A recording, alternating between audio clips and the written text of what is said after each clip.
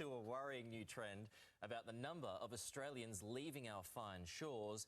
And they're not just seeking the bright lights of Tinseltown or the bustling London life, but they're migrating to New Zealand. We're used to seeing Kiwis cross the ditch to move to Australia. In fact, just over 500,000 New Zealanders call Australia home, and a few have even become celebrities. Are you not entertained? From Sonny Bell Williams and Carvalho's in for the try. Everywhere you go, always take the weather with you. The Kiwis call this the brain drain, as their best and brightest move here to have more opportunities and a better life. And who can blame them? Australia is awesome. We have world-class beaches, a brilliant cricket team, our own exclusive game of footy, and then the Hemsworth brothers. But now, for the first time in 24 years, the jandal is on the other foot. The latest statistics show more Australians are crossing the ditch to live in New Zealand than the number of Kiwis moving here. What? For some reason, in the last year, 25,273 Aussies chose to dump the green and gold and embrace bungee jumping, pink lamingtons and the All Blacks. So, you've got us wondering. So where the bloody hell are you? Righto, so joining us now is an Aussie expat, Craig Norenberg. Craig, I just have one word, one question for you. Why? Yes. Why? Why? I would say, I often say Canberra is the best country in the world because I love it so much. That's where I grew up. But seriously, when I'm speaking, I think New Zealand is the best country in the world. It is a country that is on the rise. And I love when you use the Australian cricket team as a point of difference between the countries, like it's a good thing. I'm not sure if I would say the Australian cricket team are the best ambassadors for Australia. Maybe the Wallabies, the rugby union team. I think it's simply, and this is the reason why Aussies are moving here, it is a magnificent country. Well, just on that, on the cricket subject, one might just point to the current test that's taking place at the moment, the absolute dominance that Australia is showing over New Zealand, and it has done for some time. Yeah, but not in the one-day game. And don't think for a moment there wasn't a pub or a cafe to order a coffee. And another thing, the story on the coffee in New Zealand is magnificent as well. Their cricket team behave impeccably on the field.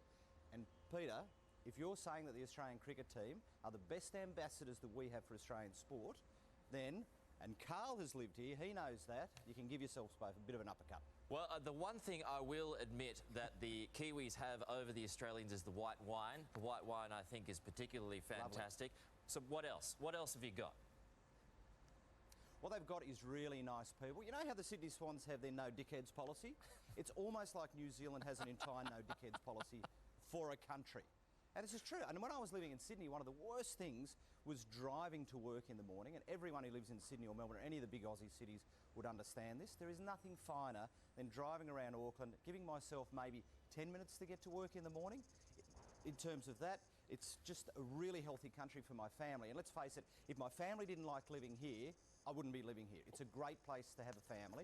I would implore any family, men like myself, mid-40s of a certain demographic, if you wanted to move somewhere nice, where the people are nice, they're not dickheads, where it's great for kids at school, where they might hassle you a bit about sport and about the Aussie cricket team, but generally you go to a party with Kiwis, they're going to be nice people. Yeah, what some of the language there. I have to apologise to some of our viewers out there if they're offended by that. Now, the Kiwi dollar is much stronger now than it used to be, and their economy seems strong. How much did finances come into your decision making? Now, strangely enough, to move here, I'd never visited New Zealand before. I hadn't even been here on the holiday. The closest that I've been is, you know, maybe listening to a Split Enz album on the hi-fi at home. But we moved here, lock, stock and barrel, took the job, we bought a house, so that's really, you know, showing that we were committed to moving to New Zealand, and we never regret it. The only thing that I will say when we go shopping, a big shop is maybe $50 more when you get down to the nuts and bolts. Cheese, for some reason, is much more expensive. You'd think that New Zealand would be the cheese capital of the world, but doesn't seem that way, and petrol's a little bit more expensive.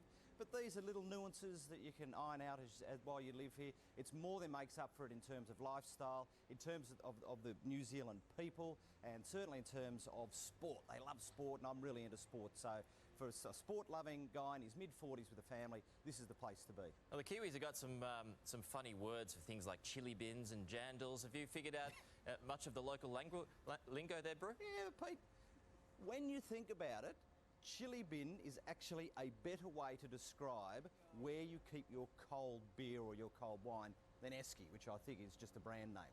Jandals is a much easier word to use in polite international company than thongs, let's face it. And even Choice Pro is kind of a cooler way of saying she'll be right. Yeah.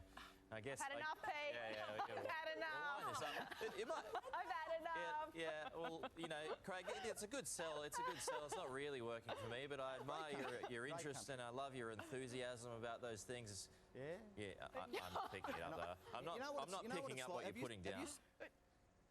Have you seen the New Zealand film What We Do in the Dark, the comedy film with the vampires?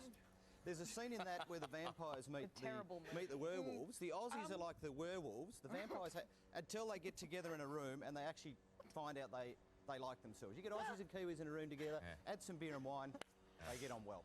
Jane's itching to ask you a question, I feel like. Look, I'm just saying Auckland is one thing, but what about Wellington? Every time I have been there, I've been blown away and drenched. Very good point. What about the weather? It's a very good point, Jane. It's a tough place to come in because it's so windy. But have you been to Wellington? Have you seen their cafe bars, their restaurants? Oh, we've got those even in going Sydney, down Melbourne, to Dunedin. Brisbane, It's Perth. cold, but it's lovely. All right. Very good chat. Thank you very much, Craig. Good luck over there, mate, and Thank you. best of luck for the... Oh, okay. Can I say a really big hello to everyone working in the Today Show 9 newsroom? I used to do that overnight. All right. You're doing a great job. Oh, thank you very much, Craig. He's a nice guy after all. Have a good day. There we go. Natalia.